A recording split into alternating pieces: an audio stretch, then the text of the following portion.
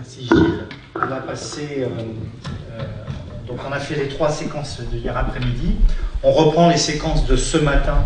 Je propose qu'on commence par celle de atelier, égalité.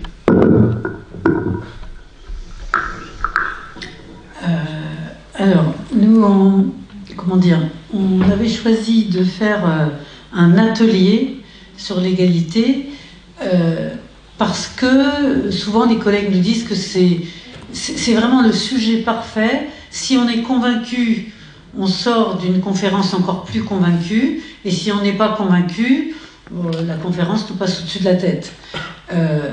Et l'autre risque, c'est que tout ce qu'on raconte sur l'égalité homme-femme se soit vécu comme une leçon de morale, notamment par les hommes qui souvent ont l'impression d'en prendre plein la tête. Et donc là, c'est un sujet qui en STAPS n'est pas si évident que ça à enseigner, quand il est enseigné. Et donc là, on a profité de la présence de Fabienne, qui devrait être à ma place, puisque c'est elle qui a animé, qui nous a proposé un truc très pratique, ce qu'elle fait, elle, dans ses séances avec les étudiants. Elle a droit à 2 séances par... Alors ça dépend des... Je ne rentrerai pas dans le détail des promos, mais en gros, elle a 2 séances de 3 heures. Et ce matin, on a vécu la première séance, qui est une première séance qui peut être animée par un prof qui n'est pas complètement à la rue sur les études de genre, mais qui n'est pas non plus obligatoirement le ou la grande super spécialiste des études de genre. Et donc, si vous connaissez la fresque du climat, c'est le même procédé avec quelque chose qui s'appelle la fresque du sexisme, où elle nous a proposé donc tout un tas. C'est un outil qui a été fabriqué par une association qui donne, cet outil est à disposition de tout le monde à partir du moment où vous avez fait 2 séances de formation. Donc nous, par exemple, ce matin, on en a fait une. Il nous en resterait une autre à faire pour pouvoir disposer de l'outil et de s'en servir avec les étudiants et les étudiantes. Et donc cet outil-là, on était autour d'une grande table. Alors il faut des petits groupes, elle fait ça avec une dizaine d'étudiants maximum, et ils doivent, en fait ils reconstruisent en discutant entre eux tous les problèmes qu'il y a autour de l'égalité. La première question a tourné autour de discrimination, préjugés, stéréotypes, etc. Le deuxième, ça a été société patriarcale, genrée, impacts sociaux, etc.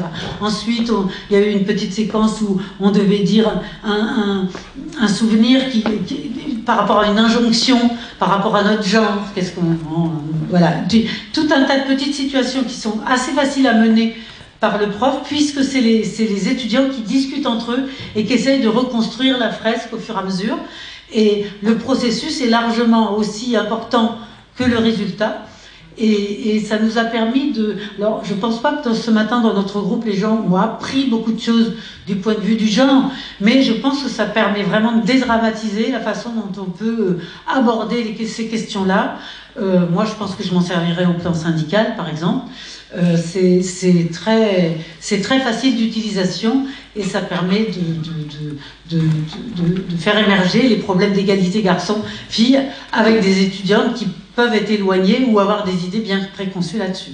Fabienne, elle termine par une évaluation où les étudiants et les étudiantes fabriquent un jeu, notamment sur les violences sexuelles et sexistes. Et donc le but, alors si par exemple c'est la filière entraînement, ils doivent fabriquer leur jeu et faire en sorte qu'il soit suffisamment intéressant pour aller le proposer dans leur club et faire jouer dans le club pour que tout le monde puisse discuter des violences sexuelles et sexistes.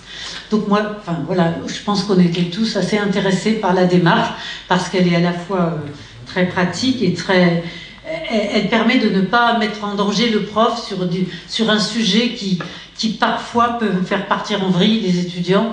Et parce que ça touche tout simplement à l'intimité et que c'est difficile parfois de gérer ça. Voilà.